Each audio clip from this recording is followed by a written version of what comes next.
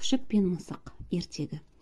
Бір күні қарны ашқан күшік тауда қаңғап жүрсе, қасқыр жүгіріп келіп: «Ей күшік, мен сені жеймін!» депті. «Қой көкешім, қой, әуелі мені тойғыз, сонан соң жейерсің!» депті күшік.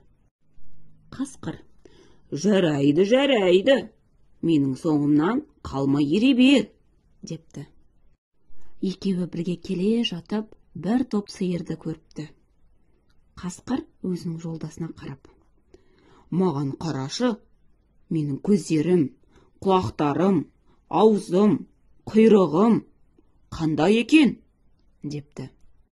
«Сенің екі көзің шоқтай қызарып, жайнаған екі құлағың жымиған, аузың арандай ашылған, құйрығың артқа екі аяғыңның арасына қыстырылып, жас шыбықтай болып майысқан» депті күшік. «Мен не қылар екем, соны қара!» депті де қасқыр шап-шұп барып, бір бұзаудың тамағына жабысады да, тұншықтырып өлтіріп, күшікті де тойғызады, өзі де тояды. «Мен тойдым, сенің етіңді енді жемеймін, қош бол!» дейді де қасқыр желе жортып кетіп қалыпты. Күшік бұзаудың жемтігінің қасына қалып, 3 күндей тегін етке тойып жатыпты. Ақырында іші пысқан соң қаңғып жортуылға шыққан екен. Бір аш мысыққа кез болып оған: «Әй, мен сені жеймін!» депті. «Қой күшеке, қой, әуелі мені тойғыз, сонан соң жейерсің!» депті мысық. «Жарайды, менімен бірге еріп жүр!» депті күшік. Біраздан соң бұлар бір топ түйеге келіпті.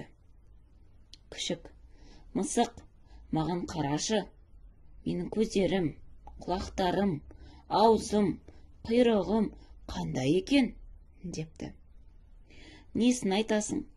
Сенің көзің бозарып тұр, құлақтарың салпайып тұр, аузың айқайып тұр, тілің салақтап, құйрығың салбаңдап тұр» депті мысық. Сонда оған күшік: «Енді мен не қылар екенмін, көр!» депті. Күшік жүгіріп барып, бір түйенің аяғына тістейін дегенде, түйе мұны дәлдеп тұрып, басқа теуіп қалыпты. Күшік сол арада сеспей қатыпты.